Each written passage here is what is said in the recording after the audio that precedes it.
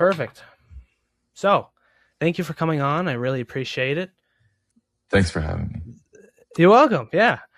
The one of the first questions I have to ask is 2019. What did you do different then? It was lights out. You were unstoppable in 2019. And I was looking at the stats page. I don't really see anything different. Like in the pitch usage, like you had everything. It seemed like it was all dialed in. I did. Yeah. Well, I think that baseball is a crazy game in the sense of you can throw the same pitch to the same guy 10 times and get 10 different results. Mm-hmm.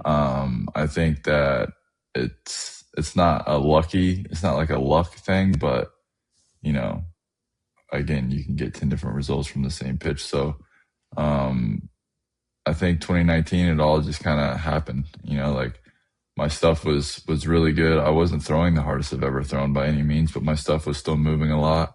I was able to execute pitches. I was locating really well. And when they were putting the ball in play, they were putting it in play, at people. Do you think it was becoming more predictable? Because I was looking at the pitch, like you over like a 3-year span, 2019, 2018, 2020, you were kind of using the same pitches, same percentages. Like I was looking at the I think it's Baseball Savant or something. hmm But do you think it was becoming too predictable? Maybe they had a good read on you.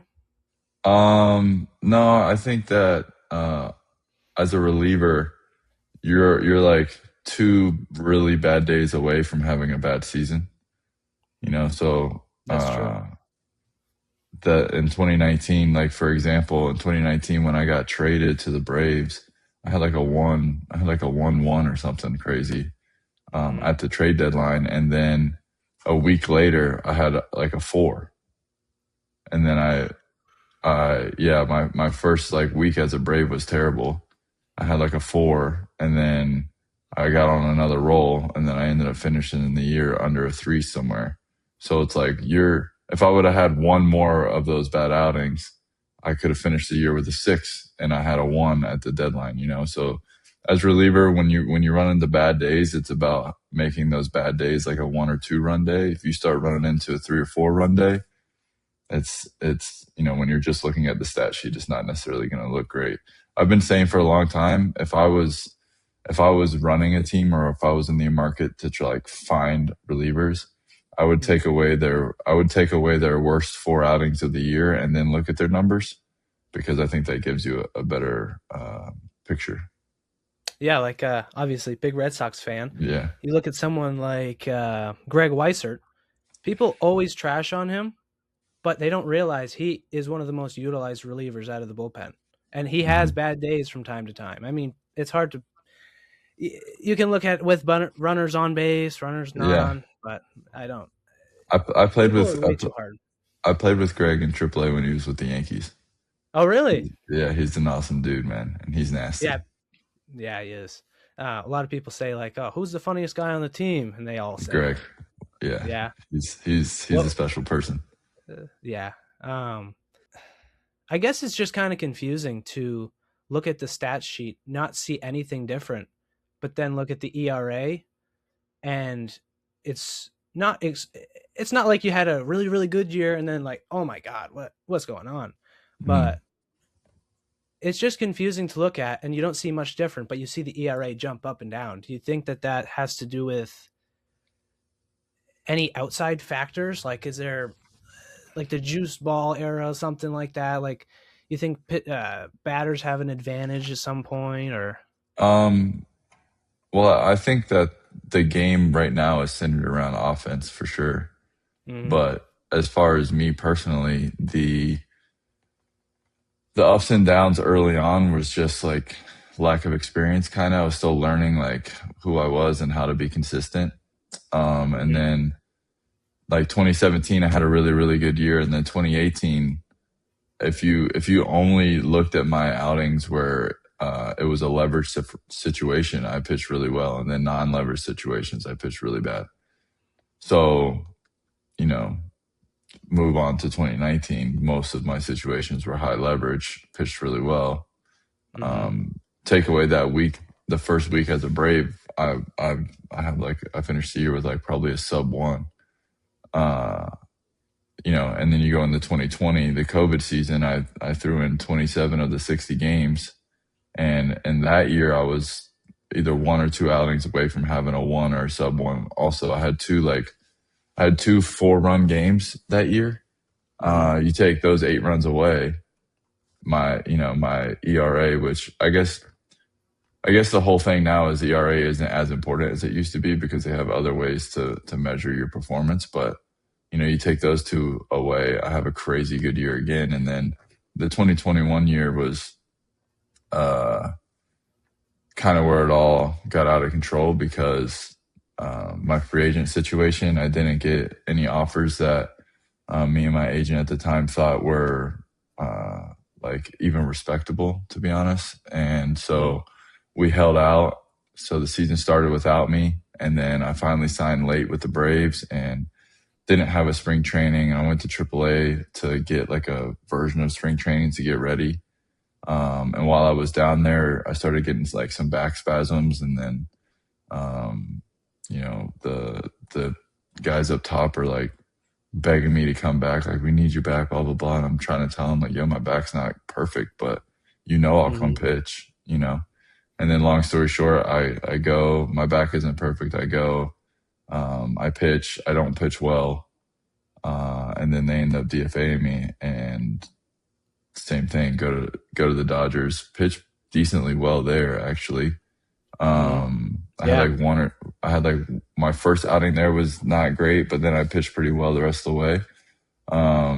And then they ended up DFAing me too. So then since then, I've just been on the DFA train. Once you get on that DFA train, it's pretty difficult to get off it.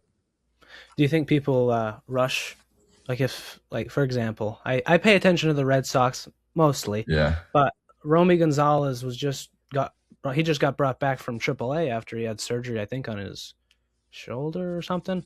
Hmm. Anyway, do you think that they rush people back too fast and it can create even more injury, and then they're out for even longer? Like, uh, or overuse them and not really give them a break. Like Garrett Crochet, he had his mechanics were wrong when he first started the Yeah. season, and they're letting him go 107 pitches, I think, like 3 weeks in. That's Yeah. Well, there's a lot of factors to it, right? Where it's like if you're the business, then you're paying this person millions of dollars to be on the field. You want them on the field, that's true. number one.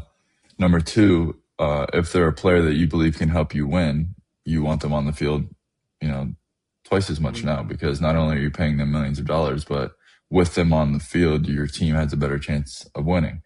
As the athlete, you want to be on the field because that's what you know. That's like nobody, the hardest part about being injured or especially like going through a surgery is not the physical stuff, it's the mental stuff because you're Yeah. so used to being on the field and competing and so, there's a lot of factors that go into it. I don't know if everybody's getting rushed back. And sometimes the players are the ones rushing back. Like I was kind of that guy when I had my finger situation in 2016. I was begging them to let me pitch, and they wouldn't let me come back for 60 days. I thought I could have pitched after 20, and then Hmm. you fast forward to the 2021 situation. It's like I was telling him like I don't know, like I'm not myself, but I'll go compete basically, and they're like, yeah, come on. So um, this is the nature of the beast, man. And then there's guys out there that aren't injured, but they're not 100% most of the Right. time. Like the only time you really feel 100% is the first week of spring training. Um, do you want to talk a little bit about what happened in 2016? Like I found it was a pseudo aneurysm, right? Is that what it was? Hmm. Okay. So Um, the aneurysm was found in 2015. okay. Yeah, no, I did write that. I thought I Yeah, wrote it wrong. You said yeah, 2016. I yeah. thought it was wrong. Well, it's so 14. I got to the big leagues. Offseason traded to the Tigers. 15, I was started in the big leagues with the Tigers as a starter. Pitched really well, then started pitching really bad. Then they put me in the bullpen.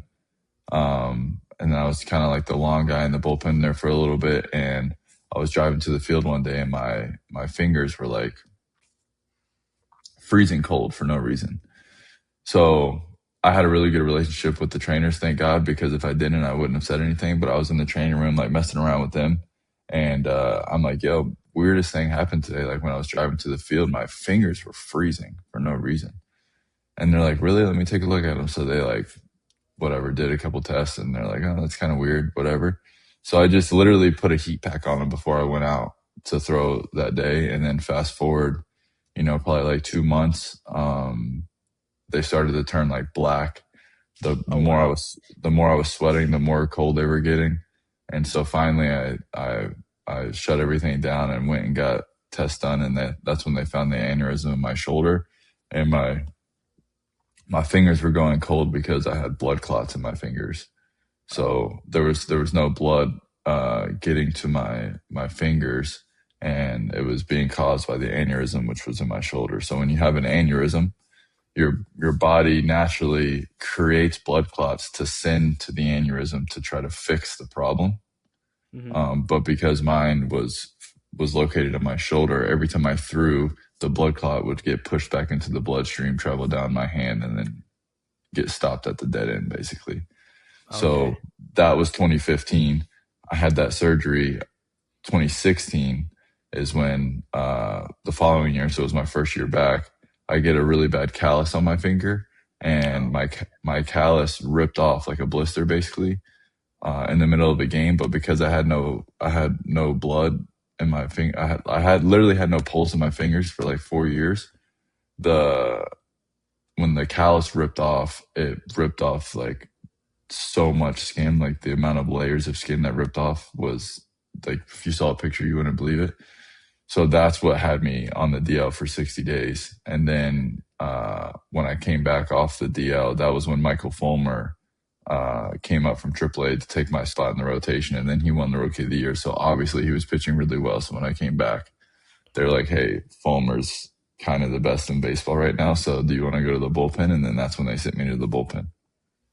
How hard is that transitioning from being a starter to go to the bullpen? It was difficult just in the sense of like figuring out what your routine is, I guess. Because as a starter, you're so set in like I was a Hmm. starter my whole career up until then. So like you're on your 5 day regimen. And then as a reliever, it's kind of like you got to do it every day kind of thing. Like I went up to Justin Wilson, who was my teammate at the time. And I'm like, Jay Willie, what do I do, man? I don't know what to do. And he looked at me, he said, I don't care what you do, you just have to do it every day. I'm like, all right. So trial and error along the way, but being a reliever definitely suited my personality the best for sure. Um, I've got definitely a different question. Do you believe in aliens? Yeah. You do? Oh yeah. Yeah, this universe is so big. I don't anybody who says they don't believe in aliens, I don't believe them. They're such closed-minded. I mean, if the universe is infinitely big, how can there not be aliens? Um, I think that I think that if you just walk outside in the middle of the night and look up there and see the stars and understand that the sun is a star, no different than all those other stars. Hmm. Every one of those stars is a possibility of a planet similar to ours. Hmm. So And there's not even there's stars we can't even see. There's yeah, stars that like the light hasn't even reached us yet. It's just yeah. makes no sense. All right, back to baseball. I had to ask that. So you recently started a YouTube channel. I want you to talk a little bit I about did. that because honestly, I watched one of your videos. I think it was about Mexican baseball league. It got Hmm. like a almost 200,000 views. That was like Hmm. cinematic quality. That's that, and you Hmm. just started it. That's impressive. Do you have an editor you use, or do you edit all the videos? Yeah, I have a whole production team. So over a year ago now, right around a year ago, I finally took the leap. My whole career, people have told me I should tell my story more, or I should have a podcast, or whatever, because my story is kind of crazy. But um, I finally took the leap. I met his name's Chris, and we sat down for a coffee one day, and I told him like kind of my vision, and then he told me his vision, and his vision was better than mine, and I'm like, all right, let's do it. So we're doing it, and it's been kind of a learning curve because I want it to be great right away. And YouTube is so different than like Instagram or even TikTok, where the viewership, how it happens just because of how the platform's used and how the people using the platform are watching stuff, you know. So it's been a challenge to like deal with some of like some videos. Even we dropped a new video last night, and it's going like it's super slow right now. And it's like I thought it was going to be a pretty good one because obviously it's done well. It's like it's me going to a card show in Nashville, so like it's a little bit different. The card show stuff, the hobby is really big right now, but the video's not doing super good. So it's been interesting to see like that side of it. But overall, just being authentic, being myself, building a community. You know, if you watch all of the ones that are on there up until now, you'll kind of see what was going on. Like I started it, and then I got a job in the DR, played there, and then I came home and didn't get a job for spring training, and then went to Mexico, and then didn't play great there, got released, came home, and then made the decision to not pursue playing. But which has been kind of difficult with the whole YouTube thing because I started the YouTube with the vision of like document my story back to the big leagues, and then right now I'm just at the house. So I was a little worried and still kind of am like, are people still going to pay attention if I'm not like actively playing or pursuing playing? But baseball's not going anywhere. You know, I'm just not necessarily throwing the ball anymore. So I got some ideas, trying to figure out some different ways to create some cool content. I went to the Nashville show. I'm going to the National Card Show at the end of next month, and then I'm gonna go play in one of the Cosmic baseball games in Detroit or in Grand Rapids, technically. So the glow in the dark baseball guys, I'm gonna go play in a couple games with them. Got some networking, trying to do some other stuff with some people. Started my podcast back up, so I'm doing my best to get it out there and get myself out there. And like I love baseball, so it's not going anywhere. So we'll just kind of see how it all unfolds. You brought up the point of, are people going to be interested if you're not on your journey back to the MLB? If you look at someone like the pitching ninja, I'm sure you know who he is. Hmm. Most times it's just faceless videos of him tracking pitches and explaining what's going on, and he's got hundreds of thousands of subscribers. I think there's a niche for everything. No matter what it Yeah, is, you just got to find it. Because yeah, for sure. I thought that was, I mean, I'm going to be honest, I thought that was a little silly. You played in the MLB. People are going to want to hear what you have to say, whether you're actively on your Yeah, yeah. journey back or The not. hardest part right now is getting it in front of the people. You know, like that one video did really well, almost 200,000 views, and then uh you know the next one after that is only at like 3,000. Mm-hmm. You know, so it's just the platform of YouTube, and growing it on there is just such a different beast. But like I said, we got some cool things on the way. I'm working with an app called Buzzer. We're gonna do some watch along stuff. So kind of how the Manning brothers do Monday Night Football. Oh, cool. I'm gonna do baseball. We're gonna do a couple trial runs during the season, and in hopes to have it like ironed out by playoff time, and then I'll be able to do watch alongs during MLB playoffs. So that looking forward to that. So like I said, I got some stuff in the works, just kind of letting it all unfold how it's supposed to. Yeah, posting videos on YouTube is so hard. Sometimes, like the Yeah. videos you try, the videos you don't even try on, and you're just like, all right, I'll post just because I want to be consistent, and they get Yeah. 200,000 views. And Yeah, then videos exactly. you're like, okay, I figured it out, I got it, and then it gets 500 Yeah. views. Yeah. It's so The hard. algorithm doesn't care if you like the video or not. Nope. And it's almost like a sick joke. You spend days working on a video, and it gets nothing, and then you spend 2 hours working on something and gets great views, and Yeah. you don't know what made it that way. No doubt. um, so you said you started up your podcast again. How long did that go like offline? Did you? So we started it. I did like 15 episodes a year ago, right before I went to the DR. But at the Mhm. time, I was doing all the editing. And then once I got a job, uh, and was down in the DR playing, I just didn't have as much time, obviously, to be doing the editing myself. So we kind of shut it down, and then up until I guess last week we recorded our first 2 episodes back.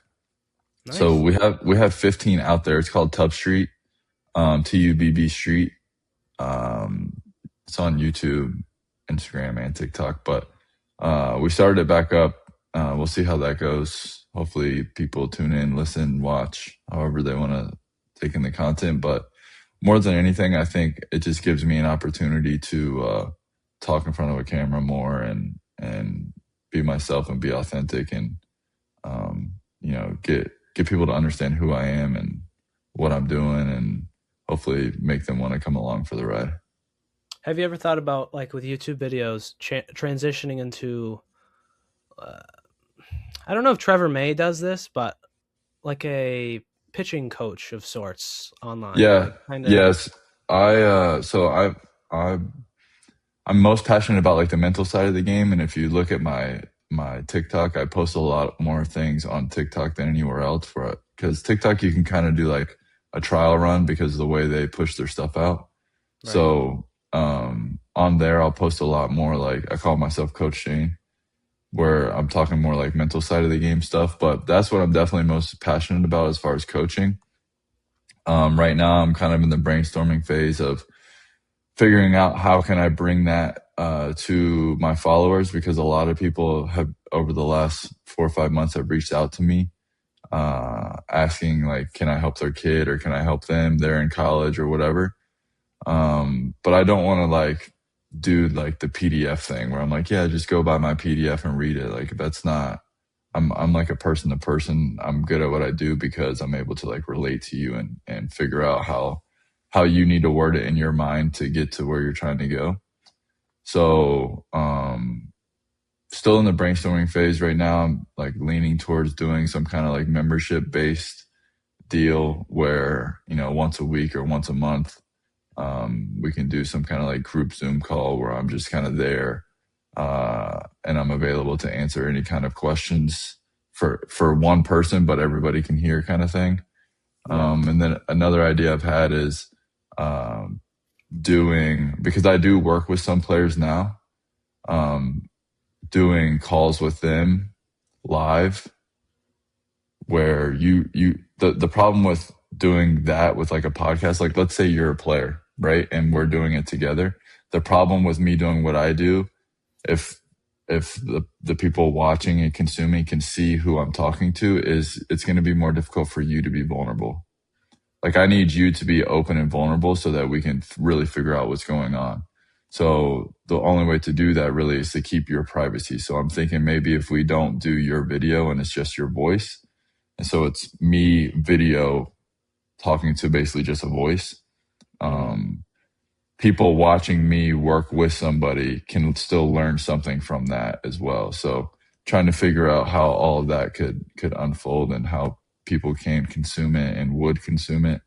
Um, Hopefully we'll get it all ironed out. But the answer to your question is yes, yes. Yeah. I mean, I didn't even think about that. The not the mental side, but like if you can't be vulnerable if like you're watching yourself talk and it's just a voice and then Yeah, well, it's like if yeah. I'm talking to an 18-year-old kid who's dealing with anxiety, like actual anxiety, it's more difficult for him to be open about that anxiety if he also knows I'm going to post this video on Instagram, TikTok, and YouTube, and his face is going to be there. Like there's Yeah. no way I'm going to get the same answers out of him as I would if we were just on the phone. Right. And you don't even have to use a real name if they don't want. You could just it's Yeah, just it could be. information Then that you can yeah, post. nobody even has to know who I'm talking to. They just need to know that I'm talking to a baseball player. Right. Talking about the mental side, do you think that I know I probably know the answer, but do you think that sort of trumps everything else in regards to baseball? Because if your mental isn't right, if you're not right upstairs, you're probably not going to do too well. Well, baseball again it's the most difficult sport in my opinion because it's the only one you can really do everything wrong and be great and do everything right and be bad on any given day. Like if you're playing basketball and you take the perfect shot, it's gonna go in the hoop. If you're playing Hmm. golf and you take the perfect shot, it's gonna be on the green, whatever. In baseball, I can make the perfect pitch and give up a homer to lose the game, or I Yeah. can, have a great at bat and barrel a ball, and the guy can jump up over the wall and rob it, and I'm out. You know, or I can break my bat and hit a double down the line somehow. So it's like the way that the game is structured, it's more difficult to deal with. So I do believe that maybe it's more mental, but every athlete is dealing with their own thing, no matter what sport they're playing. So it's deeper than just baseball. Like I said before, like I've worked with some athletes already, and one kid I was working with was actually a quarterback at his high school. So I think it translates to all sports because all athletes are dealing with failures in their own capacity. But definitely if you can't control your thoughts, how can you Yeah, I know um, what you mean. Yeah. if you can't control your thoughts, you how can you expect to control the outcome of the game? I didn't even think of that. What you said earlier. You can do everything right and still fail. You can throw the perfect pitch and you Yeah, could give up a grand slam in the bottom of the ninth. I could lose Yeah. the game on the right pitch that's perfectly executed because somebody just did a better job than me and smacked it. And Yeah. maybe the wind's blowing out or whatever. It doesn't matter. Baseball, there's just so many variables, man. There's so many human variables that are unaccounted for. So it's more difficult to deal with, in my personal opinion.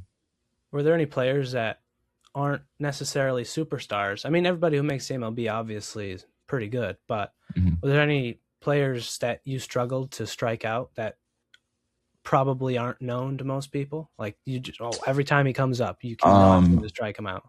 that's a tough question. I used to always say Eric Hosmer, but uh, I get this question a lot when I go live on TikTok every once in a while, and I get this question a lot. And so while I'm answering the question, people are like commenting because they're looking up the actual stats. Oh, And okay. so the answer to the two guys that had the most success off me is Trout's 2 for 3 with 2 homers and a walk, and Robinson Cano is 6 for 6 with 2 doubles. So both of those are pretty big names, obviously, but Mhm. I didn't have much success against either one of them. And you probably try to not necessarily pay attention to who you struggle with, because if they come up, you're probably it's going to get in your head like, oh, I can't strike this guy out, and Hmm. it might actually mess with you, and you give him a double or something. But yeah, I feel like that is a question everybody asks. Yeah. Well, This is it's a valid question because obviously there are people that own people, especially in baseball. They talk about it all the time, but um, I wasn't surprised about the Trout one because I knew that one already, but I was surprised about Cano. I knew that I didn't love facing him, mhm. but I was unaware that he was 6 for 6 with 2 doubles. Transitioning to something else relating to the two Wilson Contreras ejections recently. Do you think Hmm. that umpires there has been some cases where they eject someone and it was like an accident. Like they didn't actually say it, but they can't walk it back.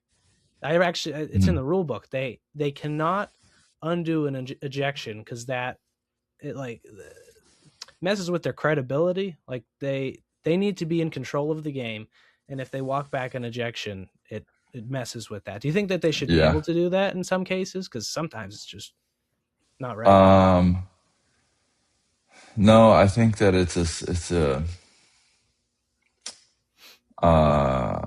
a good question. The answer is no, because the human element of them being the umpire or a referee in some sports uh, needs to be there. Mm, I don't think you can have robots doing their job. I think that uh, the only way to keep control of the game is by expressing your authority sometimes. And sometimes you have to do that in situations where you don't necessarily need to express that much authority. But because you do, you deal with the situations a little less, if that makes sense. So yeah. um, I don't know. I've seen some of his ejections, and Some of them are definitely warranted. yeah, for sure. I enjoy when managers get ejected. I think that that's like a cool part of the game. I always said like if I was a manager, it would be like touchdown dances. I would have like things that I would do in my back pocket, like crawling around the mountain and throwing the rosin bag like a grenade, like that kind of stuff. Like I think that that's good for the game. I think it's fun. I think it's funny. The crowd always loves it. When a player gets ejected, it's always a different vibe.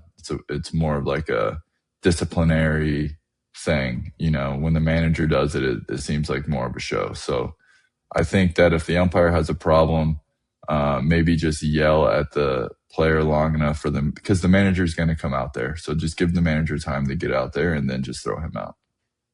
That's a really good take. Yell at the player long enough for the manager to come out and then kick the manager out. Yeah, the manager is going to come out there because Mm-hmm. he has to. He has to come defend his player. Mm-hmm. And then when he gets out there, just throw the manager out. It's the manager's problem. It's true. What you're talking about the human element of baseball? What do you think about the ABS system? I love the challenge system. I was in AAA with it for 2 years before they put it in the big leagues, and I knew the challenge system would work because it eliminates the complaining. Because if Mm-hmm. you think you're right, just challenge then, And if you don't think you're right, then shut up. Let's go. Let's keep going. Right. So I think the challenge system is good. I have always said that like I'm not a scientist or a tech guy. I'm not sure how they figured out a way for it to be extremely accurate as far as strike zone goes in every stadium, but those people are way smarter than me, so I'm sure they have it figured out. Yeah. If it's like Although there are some so for example, in Mexico, I was just down there for a little bit mm, before they told me to go home. But they have the same system down there. They have the ABS system. really, But the way that theirs is set up is the strike call that the umpire is getting in his thing is set up on the TrackMan strike zone. But the replay that they're showing on the scoreboard down there is not the same strike zone. really, So it was a little off. So it was possible for a ball on the scoreboard to come up as like a ball, but then the umpire in his head is getting a strike. And we're like, well, you guys are going to get somebody hurt because imagine it's the ninth inning and you're in a sold out stadium and the game's on the line and the umpire is saying strike or ball and the scoreboard saying the opposite and it changes the outcome of the game and people are allowed to bet on those games, somebody's going to get hurt. So hmm I assume that the MLB has that kind of stuff ironed out because it's the MLB. But the tech thing for me is always kind of like are we 100% sure? I don't know. right. I would think it'd be a little bit off. Like if it's like a millimeter away from the strike zone and it's called a ball, you can't blame if it's under an inch. I think if it's under an inch, you can't blame the umpire. Even over that, No, it's a hard job to have. no. Um. Oh, I had a good question. It was about all right. So we were talking about ABS strikes, not strikes, stadium, lockout. That's it. Do you think that they're going to have a lockout next year? So every year that I was ever in the big leagues, when we had a bargaining agreement, it was the same thing. Are we going to have a lockout? We're probably going to have a lockout. We're not going to play, blah, blah, blah, blah. We never had one. Yeah. So what I have heard is that this is the most serious it's been. And so maybe we actually will because the salary cap thing is definitely a big thing. But if I had to bet, if I had to put all of my money that's in my bank account on one or the other, I would bet that there's no lockout. It's my personal opinion. But mainly that's based off of my experience because there was times that I was like, shit, we might really have one and then we didn't. So hmm I kind of feel the same way about this one. I do think that this one is a little bit more intense because of the salary cap thing and the way that it's kind of all snowballed into this with the Dodgers winning and everybody's upset that they're spending the most money and this, that, and the other. But um, if I have to answer that question, I would say no. Yeah, I don't. They almost baseball is. I think it's bigger than it's ever been. and Yeah. you've got to find a way to play. You have to find a way. Nobody wants a lockout. Right. Yeah. I mean, Eh, it's all business. Is I don't. It ruins baseball. Honestly, the business side of baseball, I don't like it at all. I complain about the Red Sox all the time because of the management and well, not mhm. management. I everybody was complaining about Alex Cora and everybody this year. Maybe it's a whole bunch of little things. Like someone's like, "Oh, it's John Henry, the owner." Like maybe it's not. How do you know? Yeah. I don't. I Yeah. mean, I'm gonna get heat for that, Somebody's got but to. Yeah. Somebody's got to take the fall. And as a fan, you're entitled to your own opinion as a fan, and mhm. you're allowed to be frustrated. You know, but there's a whole lot that goes into winning a baseball game, and then there's even more that goes into winning more than the rest of the league during a 162 game season. Like it's a lot of things can go good, and a lot of things can go not good. Yeah, I mean, look at the New York Mets. If they're like, if the Red Sox fans are like, "Oh my God, they need to spend more money," look at the New York Mets. Yeah, They yeah, spent the most money, and they are yeah, in last place. I yeah. don't. So it's a tough game, man. It's the hardest game in the world, like I said, and you play a lot of games, and you need a locker room filled with guys that not only love baseball but love each other and will be there for each other when somebody's struggling. And then you run into a locker room where there's a lot of guys struggling. Like, how does a locker room deal with that? You know, and then sometimes you're just not good enough. Like when I was in Detroit, the year that we lost 100 games, you would have thought if you would have came into our locker room before the game started, you would have thought we won 100 games this year. Like we were always positive. The boys loved each other. We were always having a good time. We were always working hard, and then we just stunk. Yeah, You know, so it happens. sometimes sometimes you're just not good. And in a sports market like Boston, like you hear all these players like lashing out at the like even just recently Wilson Contreras was in someone's comment section talking to fans. It probably gets the better of you sometimes, but Yeah. you think Well, sport when you're not winning, you're not giving the media anything good to write about. right. Winning fixes everything. Like when you're winning, they don't write any bad stories. When you're losing, they don't write any good stories, but they don't have any good stories really to write about. Hmm. So, you know, everybody has a job to do. I've been there. I've been one of those players that freaks out on the media, in the locker room after a loss, you know. Um, as long as the media understands that the players are upset and they're respectful, everything is cool. Write whatever story you need to write, but some people will get offended. I used to only get upset where it's like, man, we just lost our sixth game in a row and we just got walked off, and we're in the locker room and everybody's like sitting at their lockers pissed, and you and this other media person are like giggling and laughing. Like, what are you laughing about? You know what Right. I mean? That's the type of stuff that I would get frustrated with. But you know, again, if you're not winning baseball games, they can't write articles about you being this great team and how you're gonna, you know, bring a championship to the city if you lost 20 games in a row. It's Because if they do that, like I've posted about how the Red Sox, they've got all they need to. Oh, actually, after this, remind me to talk about a 6-man rotation. I'm gonna forget. I was talking about how they have some of the things that you need. They have most of the things you need to make a playoff run. They just can't seem to put it all together at once. Like they have really good mhm, bats one day, pitching is terrible. Really good pitching the other day, throwing a no hit. Like Sonny Gray almost pitched a no hitter, but at mhm. eighth inning he got pulled. I think it was the eighth. Um, and then they almost lost the game against the Yankees. It just you can't. It's about putting it all together, I think, because Yeah, I mean, again, going back to the Mets, they have two of the most talented players in the entire league, and they stink. You need to have a full team. It's yeah. Well, and for the media stuff too, it's you don't the media and the fans have an enormous impact on the player. Like, remember when the Phillies did the thing for Trey Turner where they did the standing mm-hmm. ovation, and then next thing you know, he starts raking? Like, That that's was a the real thing. coolest. That was the coolest You thing. know, that's a real thing, and there's a reason why there's players that can't perform in New York and they can't perform in Boston, right? Because the media is so much different than these smaller market teams that it's harder to deal with those failures. So if the fans and the media really wanted the team to win, sometimes you got to give the players a little slap in the ass in a good way, Right. you know? Yeah.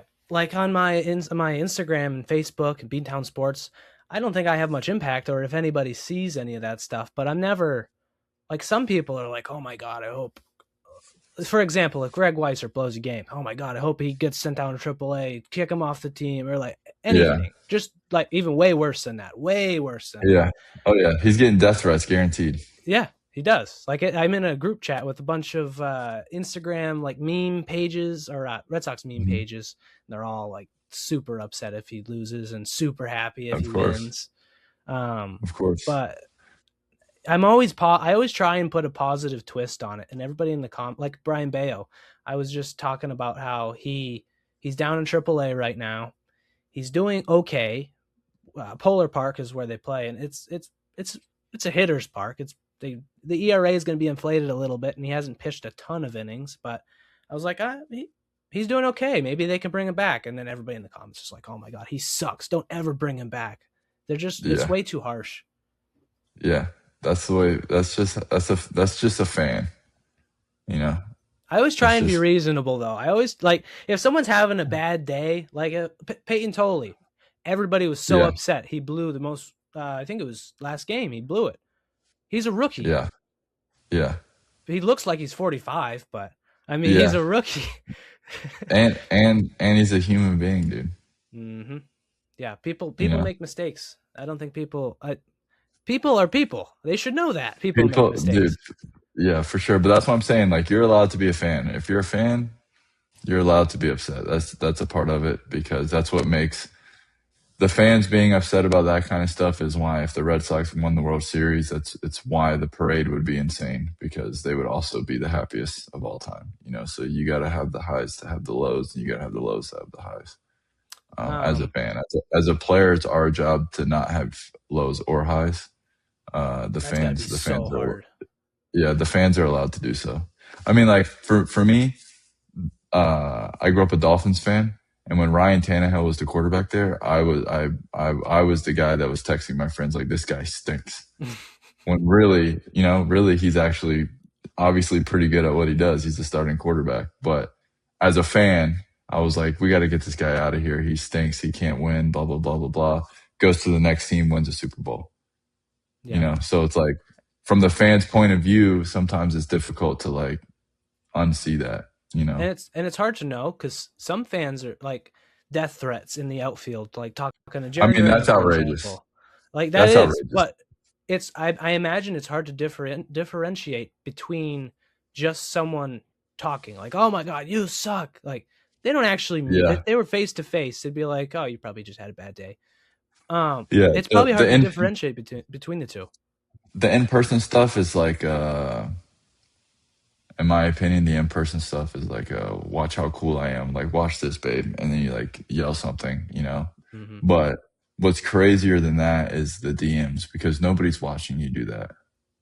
hmm Like you really thought that you should go to my Instagram and DM me about how you hope that my mom dies and my house burns down.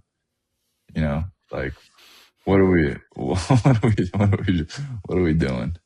Yeah, I messaged. So there was it was kind of silly, but I messaged some Red Sox players like that had just gotten picked up in the offseason, and I was just telling them like what I do, and like a couple of them responded, but like Yeah, just letting them know I'm not gonna trash them. I mean, yeah, sometimes you gotta say like, "Yo, you're not doing good," because I'm yeah, talking about it. You're just not doing good. I'm not saying you yeah, should do nothing should happen to you, but yeah, I don't. Some of the pages out there and companies out there, I don't. yeah.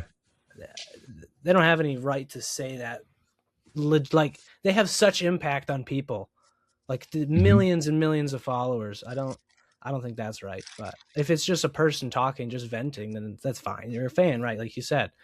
But You're if you have a entitled to huge have a impact, fan's opinion, right? but we shouldn't be hoping anybody's mom gets hit by a car. Did someone? Is that what you got? Oh yeah, I've had plenty of death. If you blow a game in the big leagues, turn on MLB Network right now and watch the highlights. And every person that blew a game in the big leagues yesterday has death threats in their DMs, guaranteed. So do you just not Guaranteed. do you just not look at your DMs when you're playing? Is that why most people I'm texting with that are professional athletes, former or current, I get more replies from former because they just block it out if they're currently playing. Is that accurate or? Yeah, current players, their sleep schedules, you know, not great. Mhm. They're probably exhausted. Most of the time, it's like wake up. You're not necessarily in a panic, but you wake up, take a shower, get dressed, get on the bus, get to the field, and now you got to go. And then you're at the field. You're getting ready for stretch. You go out for stretch. Now you're at BP. And then you have like 30 minutes to decompress, and then game time, and then the game is over, and you go home and you decompress again. It's like you kind of get into that cycle. Sometimes it's hard to respond to even like your friends. Right. Um, but as far as like the threats and stuff goes, it's like even getting heckled in the bullpen. Like for me personally, I enjoy sitting in the bullpen and fans like heckling me. You Really? know, yeah, like I think that's again like I like the fans' perspective. I know what it feels like to be a fan. I'm a fan of the Dolphins or whatever, right? And I'll talk trash about the Dolphins right now. I'll tell you that I stopped watching their games when they drafted Tua because I'm like, we already drafted a wide receiver as a quarterback when we got Tannehill. He stunk. And then we got Tua and he can't even play because of his hip. That's the Mhm. fans' perspective. The player's perspective is like, well, Tannehill's a pretty good athlete. He's probably got a chance to be really good. And he was pretty good. He won a Super Bowl. Same thing with Tua, like special talent. Went through some adversity. Got to root for that guy. Fans' perspective, guy stinks. Can't get hit. So That's true. it's all about the perspective. So I appreciate the fans' perspective. I love playing in Philly where you're sitting down there and you're just getting heckled the whole time. But you don't have to wish death upon anybody. But you can talk some trash and tell me I look fat or silly or I stink without telling me that you hope that the plane I'm in crashes. Was there any memorable heckles that you remember and any bullpens you're in like that just really stick out? Uh, yeah, I mean, they're being in Detroit, we used to get heckled in Cleveland a lot because of where the bullpen's like located there. Hmm. Um, but the worst one for me was I guess it wasn't a heckle, and I don't support this. But one time we were in Houston, and I was walking from the bullpen back to the clubhouse. So the game was over. We're walking across the field, and I got hit in the back of the head with a quarter. So somebody from the stands was throwing quarters at us, which I think is outrageous. Also, I don't necessarily support that, but that's probably the craziest like in person heckle or call it whatever you want. Could they Uh, get like thrown out for that and like banned for throwing things on the field?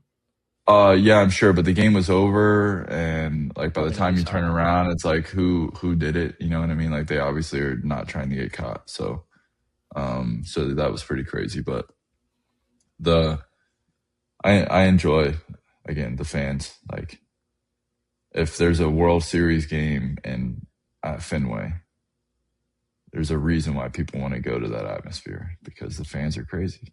What's the There's a loud? world.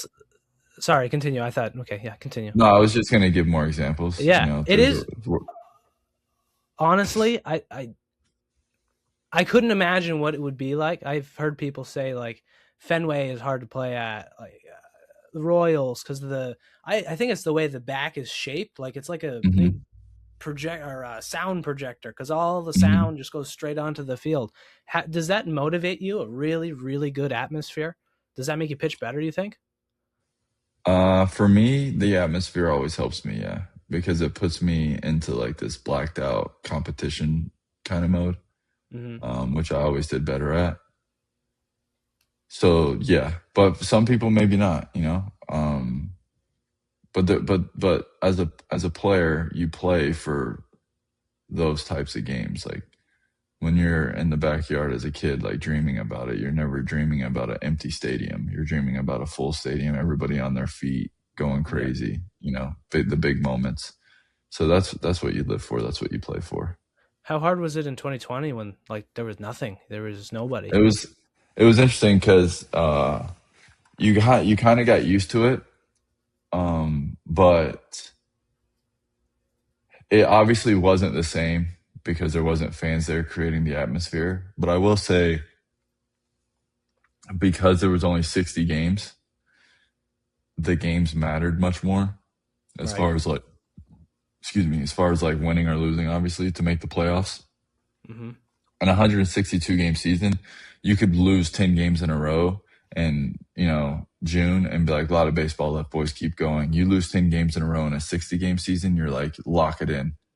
We gotta, like, this can't happen. We can't allow it. So it's different. And that, I think, helped the atmosphere with no fans because your competitive juices were able to kick in because you knew how big this moment was, even if you couldn't feel it, if that makes Mm-hmm. sense. No, yeah, that totally makes sense. Every game has a lot of weight behind it. You can't just mess around. It's almost like NHL season, 82 games. Hmm. Every game matters. That's why everybody's so critical of every single game because there's not a ton of them. Going back to the six-man rotation for the Red Sox, I completely forgot about it. Um, do you think that is something even feasible for any team? Because I'm obviously I don't know, but I could think that would mess up like the veterans on the team who are used every fifth day you're pitching. Would that mess up anybody? Because I mean, you probably want to protect the young arms on the Red Sox team. I mean, there's Yeah, Pete well, Toll and Connolly Early. the hardest part about it is you're losing somebody somewhere else. So Mm-hmm. you're either losing a bullpen arm or you're losing a position player on the roster if you do it that way. And Right. if you're losing a bullpen arm, you're now putting more pressure on the rest of the bullpen because if you run into two or three starts in a row that are only 4 or 5 innings, now you're down one bullpen arm and those guys are covering 5 innings a day. It's not going to work. So Okay. I think that that's the largest part of it is if you have if you're a team that has, everybody on your bench can kind of play anywhere, then you could easily do it. You obviously got to have a backup catcher because not everybody can like catch and play center. But that's the hardest part is keeping your bullpen strong and fresh and not if you lose an arm down there, you're putting a lot of pressure on everybody else. People don't realize how Mhm. difficult it is to be able to pitch every day or be ready to pitch every day. And so that's why back in the day, man, like the way that the game goes and is structured now with all the analytics and they don't allow starters to go as deep into the game, people aren't aware of what that's doing to bullpens and to bullpen arms. So back in the day when I first got to the bullpen, when Justin Verlander was on the mound, it's like off day. Not in the sense that nobody's going to pitch today down here, but in the sense of like we probably at least won't have to start getting ready until the fifth or sixth, Mm-hmm. where other guys are on the mound, they get into some trouble in the second, everybody's up moving around. So like mentally and physically, way longer day. Ver's on the mound, he could give up 4 runs in the first inning. He's going to go seven. So Right. you're still you're not moving. You're not like panicking in the third inning. You're just, you got to be ready for the seventh essentially. So it's just a calmer day. When you have a rotation filled with those guys that are going 6, 7 innings every time out, it just, over the course of 162 games, like it just allows the bullpen to be more fresh, more energized. Everything is just easier down there when it's like that. So if you have 6 starters, it affects the bullpen if you lost a bullpen guy. Right. Yeah, that makes sense. Um, I was just thinking because obviously, well, I don't know if you pay attention to the Red Sox, but they have Connolly Early on the IL right now. He's got Hmm. elbow inflammation, and they're ramping him up pretty quick. I don't know if I'd do that, but I mean, obviously, I'm not manager, so I don't know. Hmm. But I was just thinking of ways they can protect the young arms because they're gonna. I don't think people realize how important they're going to be if they get to the playoffs. Everybody seems to forget about the playoffs for the Red Sox right now. Hmm. I mean, the AL East is horrible. It is horrible. They're only like 5 games out of the wild card. I mean, I don't think they're going to Hmm. go far, but that's extra games you're going to play if you do make the playoffs. They need Yeah, they need but some there's still a depth. lot of baseball left, man. The playoffs isn't necessarily the best team; it's the hottest team. So Right. As long as they stay kind of where they are right now, and then they start running into a couple more wins, and then you know, uh, September rolls around and you get hot, anything can happen. Being healthy and being hot at the right time that's how you win it. Yeah. Talking about bullpen and what that does to a bullpen, not having as many people. I imagine staying healthy when you're pitching every day is not an easy thing. Like Aroldis Chapman, he's not saying they're not saying anything right now, but I think he's a little hurt because he's pitched every day and he's 38. It's Hmm. he's throwing 100 too. Is there anything It's specific you did to stay healthy? um Yeah, I did a lot. Honestly, I was always like one of the first guys there and last ones to leave, but everybody's different. Not everybody has to do that much. Not everybody's willing to do that much. Everybody's got their own thing, but I think the biggest thing for me was I took pride in being able to pitch every day. Hmm. Like never once did I have to ask for a day off. And that's like when I look back, I wanted my coaches and my teammates like, oh, what do you got on Greeny? It's like that dude's a gamer. He wants the ball every day. Like that's what I wanted them to say. How do I get them to say that? Well, I have to want the ball and do whatever it takes to be able to pitch every day. So that's what I did. Um, it's not necessarily easy, but it also depends on your outings, like if you run into a couple innings where you throw 25, 30 pitches in an inning, you almost can't. But if you get on a roll and you're throwing, 12 to 17 pitches every time you're out there, you can do that. You can do that every day for a while. Hmm. If you start getting over 20, 25, 30 pitches, that's when it's much more difficult. But going back to the atmosphere thing, like if you have the atmosphere and you have the adrenaline, you can kind of do anything. Which is why people Um, are able to pitch every day in the playoffs, no problem. I think about the relief pitchers and starting pitchers. Starting pitchers pitch every 5 days. Relief, it's like again, Aroldis Chapman, big Red Sox fan. Um, he pitches every day. Mhm. But people are like, oh, why is he complaining? He's only throwing like 15 pitches. I imagine the intent and power and energy you use behind those 15 pitches. You're not, you don't have to think about other innings. You are going to Yeah, strike out well, these three batters, and it's going to be a lot harder, I would think. it's so much deeper than that too. Like I would challenge people to uh drink pre-workout at 10 o'clock tonight and then go to the gym and work out really, really hard and then come home and try to go to sleep and then wake up tomorrow and do it again Yeah. and then wake up the next day and do it again. And then the day after that, wake up at 7:30 and work out at 11 in the morning instead of 11 at night. And then just see how the body feels because that's really what's going on. If you run into a 5 out of 7 or a 6 out of 9 or even a 6 out of 10, and a couple of those games that you didn't pitch, you had to get ready to pitch, and then you ended up not pitching because you didn't score or whatever. Like you got hot, and two of those games are day games. Like the average fan doesn't understand the amount of lack of sleep that we sometimes have in those situations. If I just pitched 2 games in a row and they were both night games, and now we got a 1 o'clock game, I didn't fall asleep until 4 in the morning, not because I was out partying, but because my adrenaline just was peaked at midnight, you Mm-hmm. know? And so I literally can't fall asleep. So I'm up till 3 or 4 in the morning, and then now the bus to the field's at 9 a.m. and I got to get ready to pitch in a 1 o'clock game, and it's 100 degrees outside in Kansas City. And then after that, I got to get on a plane and fly 4 hours, which also ruins your recovery and everything else. So it's just a lot of things go into it that people don't pay attention to, and you only know if you do it. And I'm not making excuses or saying that like if you clip that and put it in on Instagram, people are gonna comment and be like, "Oh, you're complaining. You should try working a 9 to 5 and working overtime." It's like that's not what I'm saying. All I'm saying is that you forget. that there's more to it than just showing up to a baseball game that starts at 7 o'clock and ends at 11. Like there's a lot more stuff that's going on. That's a That's all. great analogy you said. Imagine going to take pre-workout at 10 o'clock, go to the gym, work out really hard, and then try and sleep. That Yeah, is that's perfect.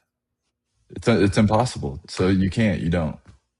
Yeah, You're up all night. Those most of those guys in the big leagues are up all night, not because they're drinking and partying, but because they just had an adrenaline rush like you've never had yeah, before. And then think about guys. I was just talking about this on my TikTok the other day, but you think about guys getting called up for the first time. They're getting the call. So one of my really good friends, his brother debuted for the Braves this year, and when he got called at like 11 o'clock at night. Okay, 12 o'clock at night to get on a 5 a.m. flight. So you get the call at midnight. You've never been called to the big leagues, so you get the call. Your adrenaline goes through the roof and excitement, right? No yep. way you're going back to sleep. No, Impossible to go back to sleep. You got a 5 a.m. flight, so now you're flying from one side of the country. He had to fly all the way to Seattle, so now you got like a 5 or 6 a.m. flight to fly across the country. You ain't sleeping on those planes either because your adrenaline and your nerves are like nothing anybody's ever felt before. You can't even feel your legs, right? You're walking through the airport. You can't eat because your adrenaline, like, you fly across the country and then you're in the baseball game right. with no sleep, way too much caffeine. You know what I mean? So like all the nerves in the world. So there's just more that goes into it than showing up for a baseball game. Yeah, I wouldn't even have thought of that. Like you made such a good point. Drink pre-workout, go work out, and then try and go to sleep. And then Yeah. you have to wake up at 9 o'clock, at least 9 o'clock. You said the bus leaves at Yeah. 9, and then go do it all again the next day, and then the next Mhm. day. And if you're really good, you can do it almost every day, and then have a couple days Yeah. off. But The position players that play 162, that play every game. I mean, I don't. It's almost an impossible feat. That's why it's so special when they do it. You know, mhm, because not only are you able to do that, but you're also healthy. Like you're not injured. Anything can happen. Like crazy injuries happen. mhm. So it's I don't know, man. I coming from a player's perspective, it's more to it than most people see from the outside looking in. Mhm. Like even on a 7 o'clock game, guys are at the field at 1 in the afternoon, working out People or don't in the know training that. room. They're just Yeah, of casual course not. fans. They're like, oh yeah, they get there at probably like 6. Game's at 7. They'll get there at 6, get ready, Yeah, and then go home. no, It's not no, like Little League. You get there an hour before the game. no, no. Guys are there at Um, 1 o'clock, 12 o'clock. I would get there at 12 some days. I kind of wanted to transition to your sports cards that you recently gotten into. Did you want to Uh huh. talk a little bit about that? Because I know almost nothing about sports cards, but I am so interested in sports cards. I've got no knowledge. Um, I don't really have much knowledge either, to be honest, but Okay. I do enjoy it. I bought a lot of cards, which is difficult if you don't know the term because you're not in the hobby. But a lot is like not a whole bunch, but it's like a lot is like a group of cards that are being Oh, sold yep. together, right? So me and two ex teammates bought a lot of cards, like 3 or 4 years ago. For At the time we were nervous because it was for a lot of money. We bought the lot for like 35K total. Hmm. Um, and at the time, I had no idea, but one of the guys that was in it with us had a lot of idea. And so I trusted him. And I'm like, all right, if you think we need to buy these cards, then let's buy them. So we bought them. We haven't sold any of those cards yet. We're looking to sell some of them at the National this year, but we do have some really special cards in that lot that we're excited to show the world essentially at National. But since then, I've learned more. I've been on spent way too much time and money on whatnot. And then an ex teammate of mine in Detroit, Artie Lewicki, he's like neck deep in the card game. His card company is called APL Cards. He's based in Nashville. And I just went to the Nashville car show with him to like watch him do like the dealer side of everything. Hmm. And it's crazy, man, the life he's living, like buying these cards, selling them on whatnot, going to these card shows. It's insane. The hobby is obviously growing at a crazy pace. I mean, Mr. Wonderful at the white party or whatever they were having in the Hamptons. He had a Jordan card on his necklace, literally like yesterday or the day before. So like the hobby is insane right now. And the thing about me, and if you watch my last YouTube video, you'll hear me say it, but like I just buy what I like. Hmm. So my wheelhouse for the price of the card is like, 100 to maybe 300-400 bucks.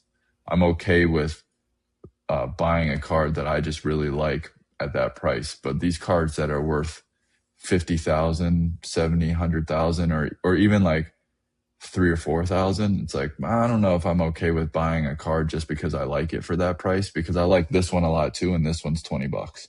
Right. you know, Yeah. but these cards, they have a lot of value based on like the make of the card, the type of the card, the year of the card, who's on the card, the quality of the card, as far as like is it like brand new, like is it a 10, is it a 9, is it a graded PSA versus SGC versus the next one. So the business is definitely a crazy thing, and if you don't know it, you can get chewed up and spit out. So I'm smart enough to know that like I tread very lightly, and I just, Go you know, slow. I went to the card show and I bought most of the cards I bought were like literally $2 or $5 cards, where people are walking around buying $1,000 cards left and right, and it's like, no, Yeah, I was. You continue.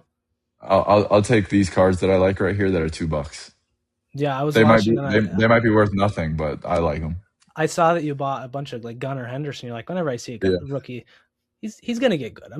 yeah, Every time I see it when I'm buying one. Then you bought Michael yeah, Jordan. yeah, Yeah, I'm so interested in it, but I just don't want to like make the wrong move. Like you got to look for yeah. like the $30 That's why cards. you gotta just buy what you like, and then Right. along the way you kind of learn some. Like I'm definitely more knowledgeable now than I was a year ago, but I still don't go buy crazy cards like that. Um, I don't know, man. You saw the video, so you saw what happened to my Wimby card. Yeah, I was just about to it talk about was that. yeah, it was worth 12,000 essentially, and then a week later, because they lost the finals, it was worth 5,000. It's like what, And there's the soccer So card. yeah, That's the, crazy. the yeah, so it's, I don't know, man. The card industry is definitely fun. It's cool, and I'll be around it a lot more. Me and Artie are working on some things with APL cards. He's going to start telling his story as well. So make sure everybody tunes in for that. That's going to be. I think that channel is going to do really well, man, because that industry is obviously super popular now, and if we start creating some content in the way that we're doing it for me, but for him and his business, like the behind the scenes stuff in the card industry, like I think it's going to take off. So excited for him and for what he's got going on with that. Like even the Netflix show. I think Logan Paul was on it. Like they were buying. I think he had a Pikachu card or something. Yeah, Not they're sports doing cards, Pokemon. but yeah. Yeah, but the Pokemon stuff is crazy too, man. Like people that do Pokemon say like, yeah, Charizard's never going to pull a hamstring. Charizard's not going True. to strike out. So That's true. you don't have to worry about him getting injured or lose the finals. Yeah, I saw in the video that he was like, "Oh yeah, Babe Ruth, he can't ever what was it, line out or something." And then Yeah. Ted Williams can't get drunk. It's not Yeah. gonna Yeah. affect the It's value not of the card like the Wembanyama exactly. card. You lost the finals and you lost a couple $1,000. Exactly. Um, so going back to the beginning of your career, you lost your scholarship to a Tommy John surgery. Is that correct? You had Tommy John and you lost the scholarship to the was it University of University of West West Florida? Florida. Yeah. Yeah. So when I found out I needed Tommy John, the coach basically told me, it's a long story, but the short version is he didn't think that I ever earned anything in my life.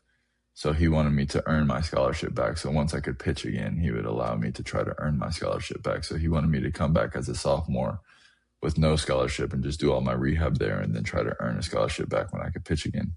And I respectably declined that offer, and I went to Daytona Beach Community College. That's awful. That seems Yeah. was he a good guy or did he just Well, he's still there. He's still coaching there. oh So he's doing something right. But if you want my personal opinion, Uh, Yes. he's one of the few guys that I would fight to the death if I could. He almost stopped your career before it even started. Yeah, I mean, you know, I want to do my best to not just shit on a person that's obviously had a lengthy career for some reason, but um, he for whatever reason, man, he didn't like me. That's what it comes down to. Is he had it out for me. The seniors on my team at the time made it like a joke. Like halfway through the season, once everybody kind of saw what was going on, they're like, "Yo, what did you do to this guy?" I'm like, "I don't know, man. I don't understand what's going on." And it became like a thing amongst the players because I was a freshman, and so they're like, "Dude, I don't know what you did to this guy, but he hates you." So I don't know. I don't know if it was because of that. I truthfully have no idea. Yeah, I won't put Um, information in the video, but I mean, obviously you can look it up if you want. But yeah, that's yeah, I don't know, but he's still there. He's still coaching, and so they like him. Somebody likes him. you know, I don't love him, but somebody likes him. there's so many cases where that happens. It's I mean, obviously sometimes like kind of bouncing back and forth here, but like 10-year-old parents are like, "Oh my god, my kid's not getting playtime. You hate my son or something." Yeah, I think people when you're going through that journey, there's so many outside factors that could derail your career. But do you think that there's any obviously there is, but do you think that there's any or what the percentages of people who they just have such a tough coach growing up and they just decide to quit, go get a job in sales? yeah. That's a good question. I think that everybody has every everybody's going through something, whether you're an athlete or not. Like everybody, you're right now, you're dealing with something in life that is keeping you up at night, no different than myself. Two completely different lives, right? So everybody's going through something. Every player is dealing with something. Every coach is dealing with something. There's good coaches and bad coaches. I will say that a coach is most of the time a coach because they want to help. Mm-hmm. That doesn't necessarily mean that they're good at helping. It just means that they want to. But if you just understand that they want to, then maybe they can, you know? And as a player, you got to believe in yourself because if you don't believe in yourself, who's going to believe in you? And if you want to play and you have an opportunity to, you have to just go play. Um, and there's going to be moments where it feels like it's over, but it's only over if you quit. And sometimes it's if I never would have went to West Florida and had that year there and that moment there, even I would have never been as motivated as I was for the next 5 years. Right. I mean, I wrote down. I don't know if this is just from gaining more experience or getting older, whatever it may be. You improved your fastball from 89 before Tommy John to 94 after. Yeah, and then I got the 98 in the big leagues. Yeah. But again, there was many times after my freshman year when I was coming back from Tommy John, and then even after I got into pro ball, that I would literally think about that guy. So it's like if he was never in my life, maybe I'm not near as motivated to do what it is that I did. I hope he was So just had some stupid reason he was not the best person to coach you. And yeah, and he like maybe if you talk to him, he's like, yeah, I was doing it on purpose because I knew like I knew what I could right. get out of him. We don't know. I have no idea. But I mean, So you seem like such a positive person for you not to like somebody. I mean, to fight to the death. I mean, I mean, is I've had a pretty rough experience through it all, but again, we don't know his perspective. We don't right. know we don't know if he was trying to get that out of me earlier. I don't know. It could We'll be. never know. Yeah, yeah, hopefully that was the case. Yeah. I'd Well, like like I to said, think that. he's still there, so somebody likes him. He's doing something right. Yeah, maybe he was doing it on purpose. Um, for this question, I don't know what your time limit is. It could be the final question. If there was a zombie apocalypse and you had to pick 3 of your past teammates to survive it with, who would you pick, and who out of those three would be the first to die, not including yourself? Oh, okay. All right. I would pick. This is a funny question. All right. Uh, I would pick Kyle Ryan, and you probably have never heard that name before. He Nope. was in Detroit. He was in Detroit, reliever, left-handed from Florida, but he's from Polk County. And anybody from Florida knows that if the person is from Polk County, you don't mess with that. You don't mess with Polk County.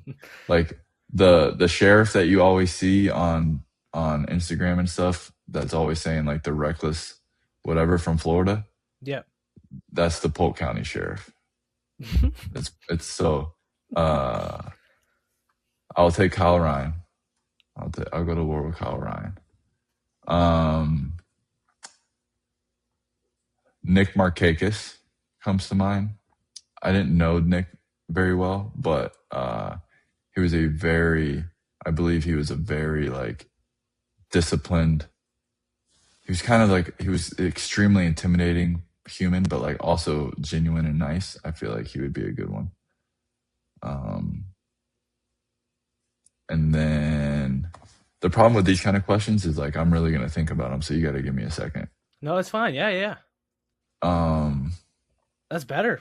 Think about them for a long time. Yeah, like I really, this is a good one. I really want to know who I would take. So I would take Kyle Ryan, Nick Markakis, and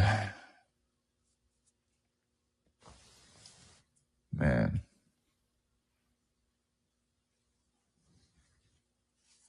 I would probably take Will Smith, the pitcher, not the catcher. Okay. So I would Yeah. take Kyle Ryan because he's from Polk County. I would take Markakis because I just believe that he would be like our Navy SEAL, Mhm. essentially. And then I would bring Will because he's just a good old boy from Georgia. He can make a fire, cook food. He knows how to shoot guns, and also he's always a good time. So we won't be bored. You got to. Who would be the first to die? Oh, the first to die, Can't pick yourself. Will. Yeah. Yeah, Yeah. That was a good he'd be question. I having too thought of much that like fun. Yeah, last no, minute. yeah, that was good. I enjoyed that. Well, that's good. Yeah. So I know you're starting a whole bunch of things. Is there anything you wanted to plug at the end that you would like me to promote, and I can put in the Instagram and all Uh, that? yeah, just YouTube, TikTok, Instagram. It's all the same thing. It's Greeny, Greeney. Um, Again, we got a lot of cool things coming. We got the watch along stuff. The podcast is going back up. I got another show that's going to be live on YouTube that we're currently still brainstorming. Potentially a documentary in the DR this winter. That would be cool. So we got a lot of things coming. Like, subscribe, comment, all that on the YouTube. You get that algorithm going, and then hopefully before December, I have a product coming out, a baseball product. So stay tuned for that. Ooh. I think it's going to hopefully help a lot of pitchers. And I'm not reinventing the wheel by any means. There's a product out that is similar, but I'm updating that. So it's like the wheel was once made out of wood, and I'm making it a rubber one. Cool. I mean, do you want to give like a little vague description of what I think we already talked about it, right? Vague description of what it is. We haven't talked about it, Oh, okay. and It's okay and if you don't. I don't, just because it's pretty easy to dupe. So I got to get it out there first. Do you have any? Can you copyright it? Is there any like legal protection you can Yeah, get? there's you can get patents and whatnot on it, but even then, man, with the way it all works over there overseas, it's like you don't think Rolex has a patent. You can buy fake Rolex and Right. online. Yeah. So it's like I know I don't have that much impact, but whenever you launch that, just send it to me and I'll be promoting it. Yeah. Yeah, for sure. I'll be sending it to anyone and everybody that wants to be involved, and we'll get it out there. I'm excited about it, man. I've had a lot of ideas in my lifetime. And I'm finally acting on one. So Well, you we get are to. we are soon gonna find out if the idea is as good as I think it is. Well, I mean, you just haven't had any time. I mean, Yeah, you're kind of busy for a little bit there from 2014 to 2026. Now yeah, you're kind of busy for yeah, a little bit. I yeah, don't think no doubt. anybody's like, oh yeah, you're not acting on your ideas. You just Yeah, didn't have the time. yeah, Just but quickly, it's easy to say how good your idea is when you don't actually try to make it a thing. You know right? what I mean? Everybody's like, It's just everybody has a great business idea. Everybody has one, yeah, but until it's actually a business. So right. we're about to find out. Quickly before we go, the R word. I'm not gonna not that R word. Is there any update on that or I'm not actively trying to play at the moment. okay? That's a good way to put it because I was watching your videos, obviously, doing my research. Yeah, There's always opportunities that could come up, and you don't want to let people know. Oh yeah, I'm done. yeah, I'm not looking because you. I imagine you'd play baseball if you got the opportunity. absolutely. Awesome. I'll be So playing. I'll be pitching in one of the Cosmic games in a couple months. So to do that, I'm gonna have to throw off the mound a few times to get ready for that. So now, we'll see how it goes. is that the same league like the Savannah Bananas and all them? Is that Well, they're kind of following the Bananas footsteps as far as I understand it. They're playing in some minor league stadiums right now. They've booked out, I think they said two or three major league stadiums for next year. okay? Um, they're not affiliated with the Bananas at all, but they're kind of like the Bananas are for sure paving the way for them.